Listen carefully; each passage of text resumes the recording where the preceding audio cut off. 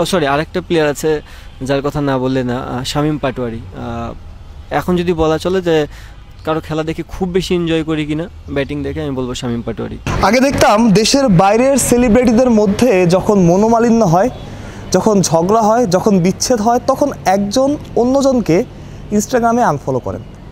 এই ঘটনার সাথে বা আমার এই কথার সাথে আপনারা কোনো ক্রিকেটীয় কারণ খুঁজতে যাবেন না, বা চাইলেও আপনারা খুঁজতে পারেন, সেটা আপনাদের ইচ্ছা। আসল কথায় আসি, আমাদের এলাকায় একটা কথা আছে বা আমাদের দেশে একটা কথা বেশ প্রচলিত, যে ভালোবাসতে জানে সে রাগও করতে জানে, বা রাগ করার অধিকারও তার আছে। লিটন কুমার দাস শামীম পাটোয়ারিকে নিয়ে শুরুতে যেই কথাগুলো বলছিলেন, একটা প্রশ্ন করা হয়েছিল তাকে, যে আমরা তো সবসময় লিটন দাসের ব্যাটিংয়ের প্রশংসা করি, লিটন দাসকে বলি দেশের one of the finest batter. Liton দাসের আসলে বাংলাদেশের কারেন্ট কোন ক্রিকেটারের ব্যাটিংটা ভালো লাগে? লিটন দাস 2-3 জনের নাম বলছেন এবং শেষে শামীম পাটোয়ারির ভূয়সী প্রশংসা করেছেন। সেটা কিন্তু খুব বেশি দিন আগে না।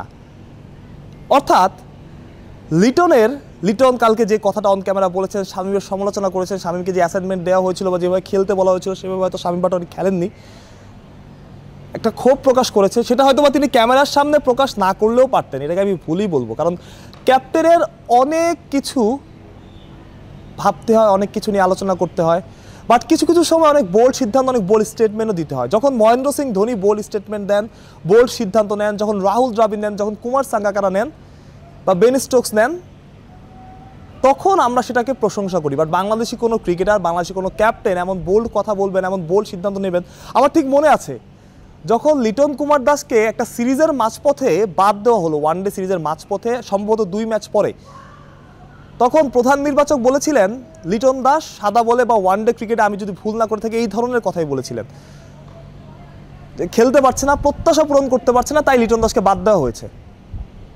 তখন সবাই সেই স্টেটমেন্টকে খুব বাহবা দিয়েছে, কারণ লিটন দাস পারফর্ম করতে পারছে না, লিটন দাসকে সবাই দলে দেখতে চায় না, লিটন দাস ভালো পারফর্ম করতে, লিটনও স্বীকার করছেন যে ওয়ানডেতে তিনি ভালো পারফর্ম করছেন, যখন ভালো খেলবেন তখন দলে আসবেন। বাট তখন সেটাকে আমরা প্রশংসা করছি। বাট একই কথা যখন লিটন দাস বললেন, হয়তো আমি পার্সোনালি মনে করি যে লিটন দাস ড্রেসিং রুমে বলতে পারতেন, কিন্তু এটাকে আসলে খুব বড় কোনো ঘটনা আমি মনে করি না। একজন ক্রিকেটার, আপনি যখন অফিসে খারাপ করেন, আপনার পারফরমেন্স যখন খারাপ থাকে, তখন আপনার বস সবার সামনেই আপনাকে ঝাড়ি দেয় বেশিরভাগ সময়।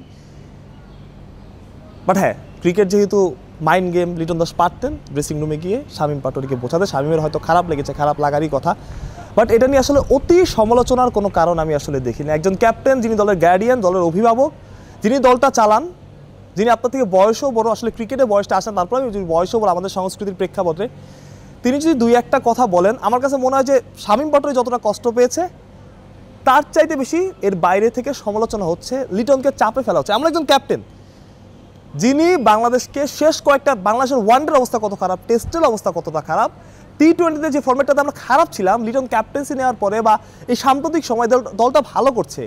আমরা আমাদের যাদের পঞ্চপাণ্ডব, যারা আমাদের ক্রিকেটকে অনেক কিছু দিয়েছে, আমাদের ক্রিকেটের সেরা ক্রিকেটার ছিলেন, সেই ক্রিকেটার নিয়ে আমরা দেরাদুনে আফগানিস্তানের সাথে টি-20তে হোয়াইট ওয়াশ হয়েছিল। তখন আফগানিস্তান এত বড় দলও ছিল না, তখন আমাদের দলটাও শক্তিশালী ছিল, যেটা বলছিলাম আমাদের পঞ্চপাণ্ডব ছিল সেই দলে। তারপর আমরা হোয়াইট ওয়াশ হয়েছিলাম। সেই আফগানিস্তান এখন আরও পরিণত, বিশ্বকাপের সেমিফাইনাল তারা খেলেছে, দুনিয়ার সব দল তাদের সমীহ করে। সেই দলটাকে তাদের ঘরের মাঠ শারজাতে আমরা 3-0-তে হারালাম। সেই টুর্নামেন্ট, সেই সিরিজে লিটন দাস ছিলেন না, জাকের আলী অনেক ক্যাপ্টেন ছিলেন, কিন্তু যেই লেগেসিটা লিটন দাস রেখে গেছেন, শ্রীলঙ্কাতে আমরা শ্রীলঙ্কাকে হারিয়েছি, কিংবা ওয়েস্ট ইন্ডিজ আমি যে ভুল না করি লিটন দাসের ক্যাপ্টেন্সিতে আমরা জিতেছিলাম, সেটাকে তো আপনি অস্বীকার করতে পারবেন না।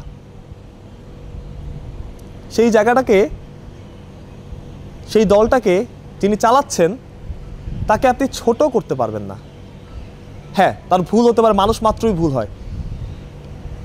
লিটন দাস তিনি তো মানুষই, মানে দেবদূত তো আর নন, তারও ভুল হতে পারে। আমি যেটা বললাম যে শামীম পাটোয়ারির কে ওই প্রকাশ্যে ওই কথাটা বলার সাথে আমি একমত না, কিন্তু মানুষ তো আবার একই মানুষ। আমরা যখন মহেন্দ্র সিং ধোনি, রাহুল দ্রাবিড় বা ভিনদেশি কোনো তারকা একই কথা বলেন, তখন আমরা সেটাকে অ্যাপ্রিসিয়েট করি। লিটন দাসদের বেলায় সেটা করি না, এটাই বাস্তবতা। আমার ব্যক্তিগত মতামত হচ্ছে, আমরা লিটন দাসকে চাপে না ফেলে, আমাদের সামনে একটা বিশ্বকাপ আছে এবং দল দারুণ একটা রিদমে আছে। এই দলটা প্রথম 4 উইকেট 5 উইকেট চলে যাওয়ার পর টেলেন্ডারও ওই দলটাকে জেতানোর সামর্থ্য, স্বপ্ন দেখতে পারে। এটাই হচ্ছে এই দলটা সবচেয়ে বড় দিক। ক্যাপ্টেন লিটন দাসকে দলের সবাই পছন্দ করে, মানে, ভালোবাসে, সেটাও একটা বড় ব্যাপার। সেই জায়গাটা আমরা বজায় রাখি সবাই। দলটা আমাদেরই, সেটা লিটন দাস খেলুক, জাকের আলী অনেক খেলুক, শামীম পাটোয়ারি খেলুক, নুরুল হাসান সোহান খেলুক, নাইম শেখ খেলুক, দলটা বাংলাদেশি, আমাদেরই দল। আমরা এই জার্সিটাই পরি যখন আমরা গ্যালারি থেকে সমর্থন দিই। সুতরাং ছোট ছোট ব্যাপারকে আসলে বড় করে না দেখাই উচিত। মাহরুজ প্রত্যয়, বিডি ক্রিক টাইম।